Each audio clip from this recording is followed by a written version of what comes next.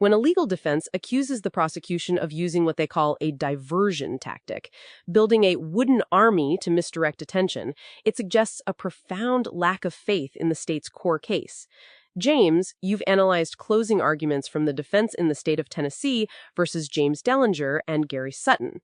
How did the defense attorneys, Eugene Dixon, Charles Dees, F.D. Gibson III, and John Gergen, claim the prosecution was trying to divert the jury, and what were the so-called 4 fatal flaws in the state's actual proof? The defense, specifically Eugene Dixon, highlighted a strategy he termed a remarkable diversion, comparing it to General Eisenhower's use of a wooden army to deceive Rommel about the Normandy invasion site. He argued the state focused heavily on 2 incidents Dellinger wasn't on trial for: the burning of Tommy Griffin's trailer and the death of Connie Branham. The core idea was to make the jury look away from the true weaknesses. Dixon had predicted 4 fatal flaws in the state's proof: no witnesses to the murder, no murder weapon, no motive, and no convincing or connecting ballistics evidence. It sounds like a dramatic accusation, painting the prosecution as intentionally deceptive. But how did the defense counter these diversions and the state's actual evidence? Let's start with the state's witnesses, particularly Jennifer Branham and Mr. McDonald with his mysterious diary. What specific inconsistencies did the defense expose to argue their testimonies were unreliable? For Jennifer Branham, the defense poked holes in her ability to see what she claimed. An investigator showed the distance from her window to the driveway was 225 feet, about 2/3 of a football field. She testified to seeing gun shuffling at night in February, but the defense argued her description of the object was more like a Kroger sack of beer, not a shotgun. Then there's the claim of placing something under the trailer. James Dellinger's brother, Clyde Dellinger, testified the trailer's underpinning was driven into the ground and nailed, making it impossible to put anything underneath. Her uncle, Herman Lewis, physically closer, couldn't see faces, but Jennifer, further away, claimed she could. Herman also contradicted Jennifer on where an object was placed, trunk versus back seat, and initially described cars side by side, which he later changed. For Mr. McDonald, the defense noted his argumentative nature and his claim that no shots were fired near the Blue Hole for 14 years, which other witnesses contradicted. Most tellingly, his diary, which supposedly recorded the shots, went missing after a subpoena, with suspicious-looking ink on critical entries. So, the defense essentially dismantled key eyewitness accounts by questioning their physical ability to observe and highlighting direct contradictions. What about the physical evidence, specifically the ballistics? The defense mentions Mr. Carman and Mr. Masson having different findings. What was the core of that disagreement, and how did it undermine the state's case for ballistics? The defense argued that the firing pin strike mark, the basis of the ballistics match, was too small to be conclusive in a first-degree murder case. Mr. Carman from the TBI, the state's first expert, found certain shells near Tommy Griffin's body matched shells from Dellinger's home. However, the TBI had a policy against showing photographs of these comparisons to the jury. Then, the state brought in a second expert, Mr. Masson from the Bureau of Tobacco, Alcohol, and Firearms, who disagreed with Carman on 2 crucial shells found at Tommy Griffin's house. Carman said they didn't match. Masson said they did.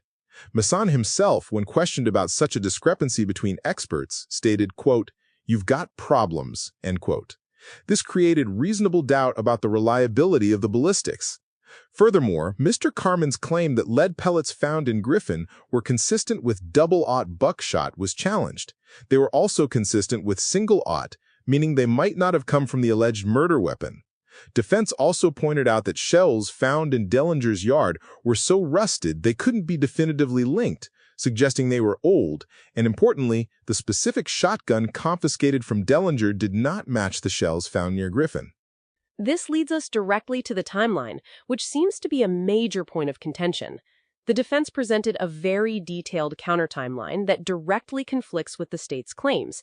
Can you walk us through the major discrepancies in the state's narrative regarding Dellinger and Sutton's movements on the night of the alleged murder? Absolutely. The state's timeline hinges on several key points. Dellinger and Sutton leaving Howie's hideaway at 7 p.m., driving to Alcoa Highway for a fight with Tommy Griffin at 7:11 p.m., and then the trailer burning at 9:02 p.m. The defense presented significant challenges. First, to make the Alcoa Highway fight fit, the state had to shorten the estimated driving time from 11 minutes to 8. But crucially, Tommy Griffin was arrested at 7:30 p.m. and booked into jail by 7:40 p.m. Ray Herron, the chief jailer, testified that Dellinger and Sutton arrived at the jail between 8:30 p.m. and 9 p.m. to bail Griffin out. This creates a clear impossibility. They couldn't be at the jail at 8:30 p.m. and simultaneously drive 24 miles, which takes 42 minutes at normal speed, to set a trailer on fire by 9:02 p.m. The defense also questioned how they allegedly switched cars from a dark Camaro to a white pickup in that short window. Later, their alibi witnesses placed them at home by 7 to 7:30 p.m., and they were released from jail at 11:25 p.m. They then went to a huddle house, returning home around 1:13 a.m., a timeline corroborated by phone records and witness testimony. The idea of them bailing out a friend, shooting him, and then casually going for waffles at Huddle House was framed as inconsistent conduct for murderers. Beyond the timeline, the defense also cast significant doubt on the very motive for the murder, arguing that Dellinger and Griffin were friends. But what about the crucial, short way to decide the case, as described by attorney Eugene Dixon, focusing on the forensic and scientific proof about the time of Tommy Griffin's death? This seems to be where the state's own experts might have undermined their case. Indeed, the defense highlighted that the state's own expert, Dr. Ellington, a learned physician, agreed that based on reliable textbooks, the time of death could not have been Friday.